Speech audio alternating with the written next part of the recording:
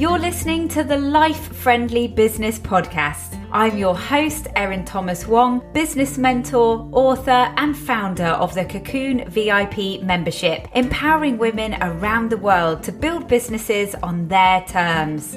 If you want to grow and scale a business that works in harmony with your family and your life, this podcast is for you. Hello and welcome to the Life Friendly Business Podcast. I'm your host, Erin Thomas Wong, business mentor, coach, and founder of the Cocoon VIP membership. I hope that 2022 is treating you well. We're coming into March and I am loving the lighter evenings and lighter mornings. Spring is definitely on its way. And next week, I'm looking forward to hosting my annual in-person event, the Momentum Day down here in Bournemouth by the coast, which is a day of inspiration and practical business training for women in business. It's been a whole 2 years since I've been able to hold this event because of the pandemic. And in fact, the last event was literally days before we went into lockdown. So it is going to be amazing to see you all back in the room. And at the time that this podcast goes out, there may be 1 or 2 tickets left. You can check out the website lifefriendlybusiness.com/momentum.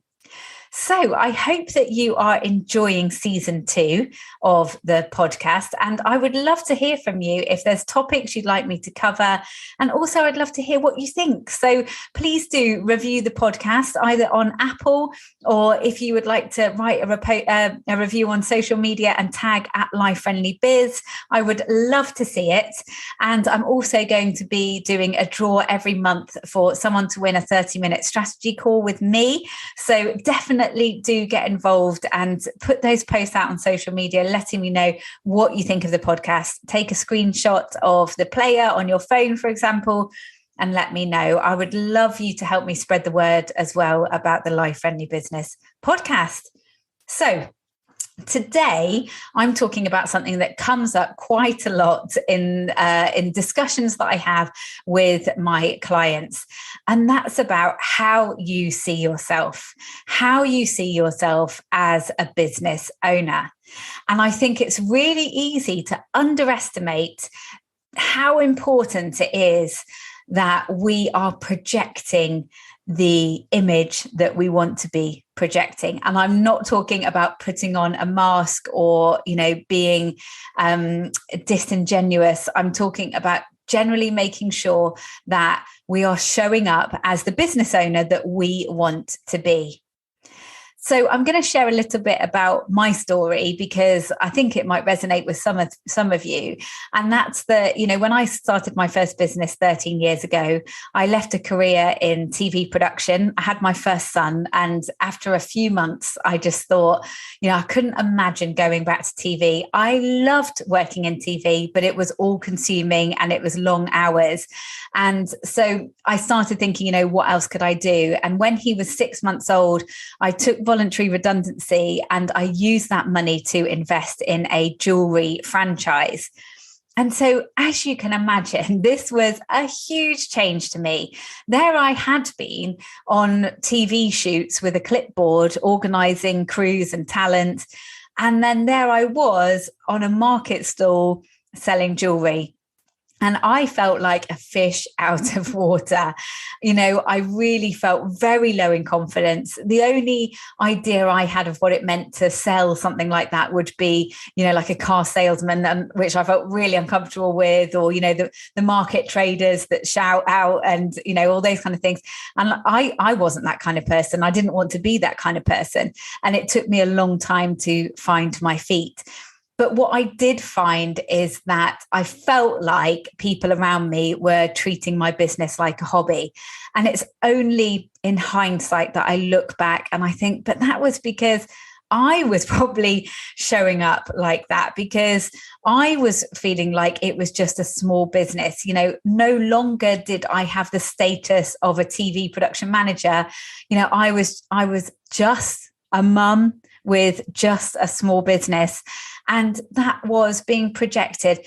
And also I fell into the trap of, when people would ask me how things were going, I just always, even if things were going really well, I'd find myself going, oh, well, I wish that this would happen. Oh, well, I wish that would happen.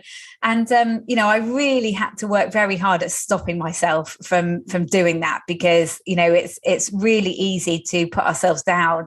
And this can also be about limiting beliefs as well. And, pulling yourself back down. Like, you don't want to be a show off. You don't want to tell people that things are going well, do you? Like we can't be smug. We have to always kind of pull ourselves back down and, be grounded and all these things that we're told as children. But yes, so basically at the time I felt very low in confidence, and although I was just kind of trying at this whole business thing and pretending and, trying to be something that I wasn't. And I felt like that's what other people were thinking, but actually it was more about what I was projecting. And that's what I think that is important for us to recognize, is how impactful that can be. And so we must look internally. And that's what I would love you to do today. I'd love you to think about how you feel about yourself as a business owner. Do you even call yourself a business owner, even in your head?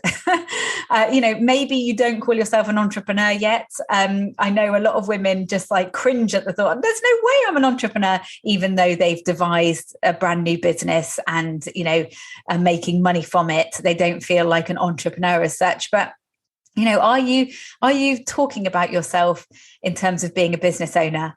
Because I imagine if you're listening to this podcast, you either are a business owner or you're thinking about becoming a business owner. So how do you see yourself? I'd also like you to think about how you would like other people to see you. And I'm not talking about your friends and family. I'm talking about people that you admire in your industry, your peers, maybe your customers. How do you want them to see you? Because once you've decided who that person is, it's someone that you can step into. And let's rephrase that. I'm not talking about being someone you're not, but often what you'll have in your mind is is actually, this is who you are, but it's kind of the next level of you. It's like the zone of genius you that you can be. And it's in there fighting to get out, but it's kind of trapped by all of the overthinking and the imposter syndrome and the lack of confidence. But that person is inside. And that's the person that I really want to encourage you to step out and be and embrace. And that person who's, screaming inside saying, let me out and let me have a go at this business and, let me show up and serve people and let me get my message out there. That's what we need to do in our businesses in order to thrive and in order to expand and grow. So basically, we need to shake off all the negative crap that we are thinking about ourselves in order to get there. So who is that person for you? What do they look like? How do you want people to see you? Inside that you are capable of being that person, if only you could just push past all of the negative thoughts that you perhaps have about yourself. So how do you want people to see you? And then I'd also love you to write a statement, an empowering statement. So I am. What are you? What do you want people to see you as? How do you want to show up in your business? What do you want to be known for? Now, I'm going to tell you a little bit of a story now about a self-fulfilling prophecy, which I see happening over and over again in the work that I do mentoring women. And that's about the transition that we go through from leaving an employed role to becoming self-employed. So here's a story about Sarah. So Sarah worked in a finance company. She was management level, was very mumuch in her zone of excellence in what she was doing. But, the time came when actually she didn't want to be working 5 days a week and, 60-hour weeks. She wanted to be doing things on her own terms. She had other things going on in her life and she wanted to get a better work-life balance. And so she decided to hand in her notice and retrain as a coach.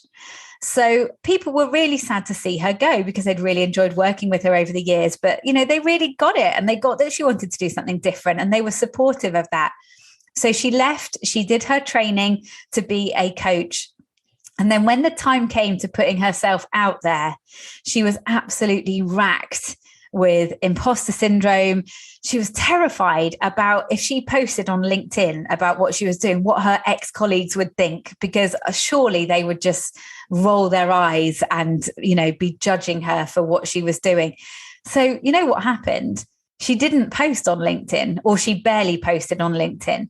So she didn't put herself out there and let people know how she could help them, because she was so scared of what people might think, even though there's no evidence to say that they would think those things. So she didn't put herself out there. And then what happened is that she didn't get any clients, because no one knew what she did. No one knew who she was or how she could help them. So she didn't get clients. So then she thought, oh my God, I can't do this. I haven't got any money. I've left my full-time job. I'm not getting any money in. Like I knew I couldn't do this. And she feels like a failure, and she feels like everyone was proved right.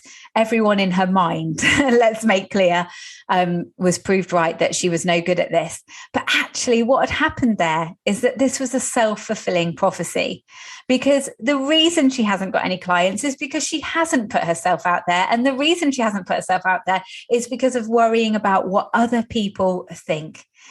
And this is where we need to make a change. We need to stop caring so much about what other people think, and we need to zone in on our zone of genius. If you haven't read The Big Leap by Gay Hendricks, highly recommend you do. It's a fantastic book. But this is the point. We need to own it, okay? With Sarah, she's made a decision. She is leaving the corporate world. She's setting up as a coach. And that's because she wants to help people. She wants to empower people. She wants to do things on her own terms. And she needs to work through that imposter syndrome, work through those negative feelings that are stopping her and limiting her. And she needs to put herself out there, because that's the only way that she is going to get the clients that she needs. So I'll ask again, how do you see yourself as a business owner? Are you showing up as a business owner in the way that you want to be? And I would really say that, when you have time to reflect and you can recognize the gaps that you might have either in your knowledge or your skills or in your confidence, that is the point where you make a decision to reach out and get support, because you need to plug those holes in order to grow a successful, life-friendly business. And it is okay that you don't know everything. And it is okay that you need help from someone to build your confidence in this new arena. Most of us, we're all learning as we go. That's the exciting thing about being a business owner, is that things evolve and change all the time. We never stop learning. And that also means that we don't always know everything. We can't possibly wear all the hats in our business effectively. We need to be reaching out and getting support in those areas. And that's where thinking like a business owner really comes in terms of how you're investing your money. And, and I know when it comes to investing money, especially if you're in a situation that I was, that, you're starting a business after having children. And so most likely you're using family savings to start your business. And so every little thing that you spend, you have to have this big debate with yourself about whether you're worthy of investing that money in yourself. But we've got to think like a business owner. And big companies, all those things, they invest in getting experts in their fields to help them. That's how they grow much faster. So start thinking like a business owner. If you think other people are not treating you like the business owner that you want to be treated as, start within and check how you're feeling about yourself, because you will be projecting any small lack of confidence issues or, any thoughts that you might have about, whether you feel like this might not actually succeed or whether it is just a small hobby business. Like if that is going on in your head, you are undoubtedly projecting that, and it is then being projected back at you by other people, which is just going to take you into a spiral of self-doubt. So break that pattern, do some work on yourself and think about how you're showing up. I would love to hear from you, whether this has press any buttons for you, whether it feels true for you, whether it doesn't feel true for you. It's a really interesting thing to explore, and something that often we don't make time for because we're so busy just doing the day-to-day, and feeling frustrated when things aren't flowing in the way that we want them to. So I hope that's given you some food for thought. And yeah, let me know what you think. Let me know on social media at Life Friendly Biz. I'd love to see you. I'm on Instagram, Facebook, Twitter, LinkedIn, all the platforms. Come and find me and have a chat about how you feel about yourself as a business owner. And I look forward to seeing you next week. Honestly, it can feel like there is a lot you need to learn when building a thriving business.